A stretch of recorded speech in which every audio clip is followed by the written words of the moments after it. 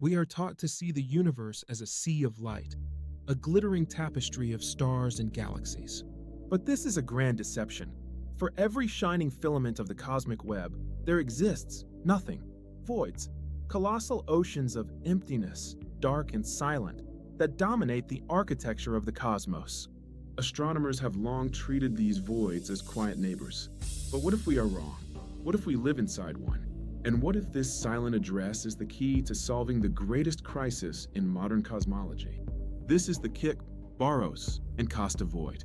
Named for the astrophysicist who first mapped its staggering scale, it is one of the largest structures ever identified, a region nearly 20% less dense than the cosmic average.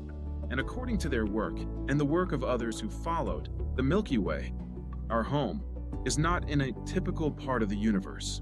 We are deep inside this bubble of underdensity. For many, this was a curiosity, an interesting quirk of our cosmic geography. But for a growing few, it presented a radical and deeply unsettling possibility. In cosmology, we have a crisis, a fundamental disagreement about the universe's expansion rate, known as the Hubble Tension. When we look at the early universe, the light from the Big Bang, captured by the Planck satellite, it predicts one expansion rate. It is precise, it is unambiguous. But when we measure the expansion in the local universe, using standard candles like supernovae, we get a different number, a faster one, and the error bars do not overlap. Both measurements cannot be correct. This isn't a rounding error. It is a profound break in our standard model of the universe. We are missing something.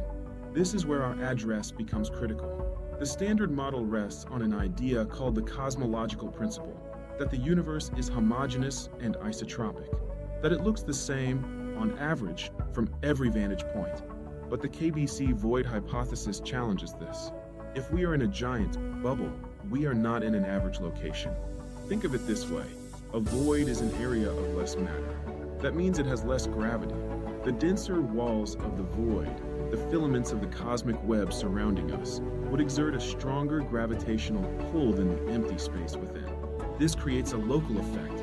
Our galaxy and our neighbors would be pulled outward by these massive structures, like a cork being drawn to the edge of a whirlpool. This outflow would add to the overall expansion we measure, making the universe appear to be expanding faster locally than it is on average.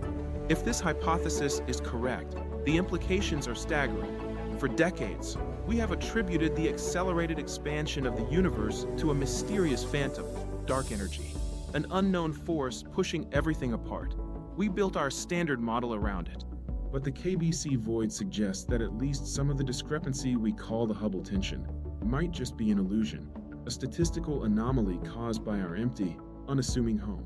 The tension we've been trying to solve with new physics might, in fact, be a symptom of old physics, gravity, acting on scales we had failed to fully appreciate. Does this void eliminate the need for dark energy? Almost certainly not. But it could mean that dark energy is not as powerful or as simple as we believe. I must be clear.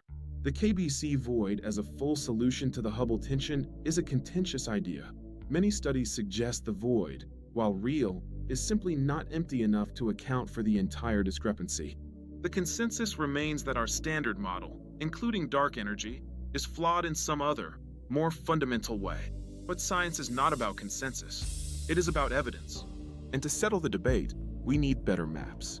New surveys, from telescopes like Euclid and Rubin, will chart the local universe with unprecedented precision. They will confirm or deny the true influence of our silent address.